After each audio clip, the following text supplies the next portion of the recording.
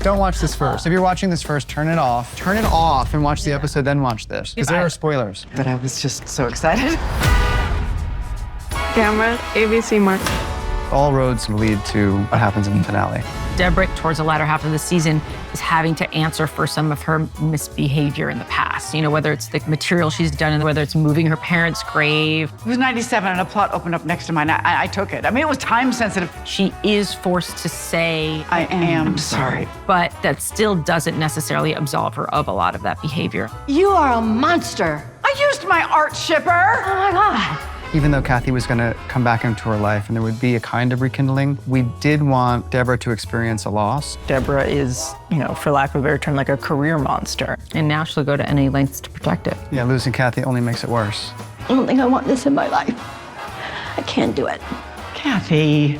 We met Jay at the HBO Emmy party and she was very lovely about the show and we said we'd love to have you on. We've thought of you for a role for a while. So go out if you're an actor. If you see us, approach us if you like the show and let us know. If you don't, keep it to yourself, I'd say. I don't know if this career is for me. I need to just like get out of LA and, you know, clear my head. When Jimmy realizes that this potential new client is kind of bullying Kayla, he thinks he's being defensive of her and walks out of the meeting. Kayla actually is like, you don't even consider what I think and you don't value the things that I have done. I mess up a lot, but I'm really trying. It makes Jimmy really realize she is his partner. So in a very romantic comedy way, run onto a plane. Please, don't leave. Stay here with me. Oh my God, this is so romantic. The airplane scene with Paul and Meg was very, very funny. We had some small improvised things that we ended up cutting. I have to get off this flight. I cannot go to Greece. You're going to Greece. Can you airdrop that to me? Yeah, airdrop that to me, girl. I don't want to give you my Instagram. Oh my God, I left my car in a loading zone. Oh, it's fine. You can borrow my bikini bottoms if you don't have luggage. They're cheeky cut. Oh God, why did I say that? Why did I add that? It's so funny, actually. I'm like... The screaming at the woman was a little bit discovered on the day. Leave us alone! Kiss! What is your deal? You kept being loud and it was really fun. That was fun. At the end, Jimmy and Kayla do really care about each other. And so, yeah, they do choose to work together. Yes! I said yes! She should never have been an assistant ever. She should just be a manager. Even though she has made a couple of mistakes. Every episode and every scene. You lied to me. What are you talking about? They told you could hire whoever you want. No. Don't bother. I think it's the most intense scene I've ever witnessed in my life career.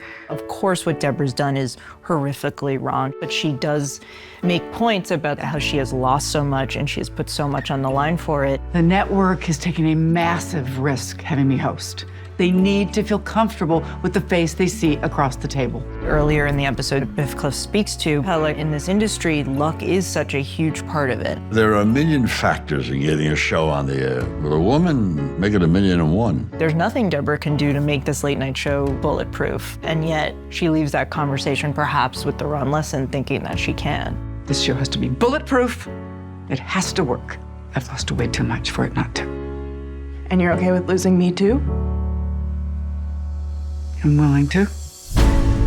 We didn't rehearse the scene because Hannah's like, I can't. They've been playing these characters for 3 seasons. They so deeply feel it. They're so dropped into the characters that it's very real for them. No, don't leave me. No, don't leave me. Hannah does such a beautiful job of playing like the tremendous hurt, like probably the most hurtful thing anyone's ever said to her in her life. And you see it play out in real time because we don't cut away.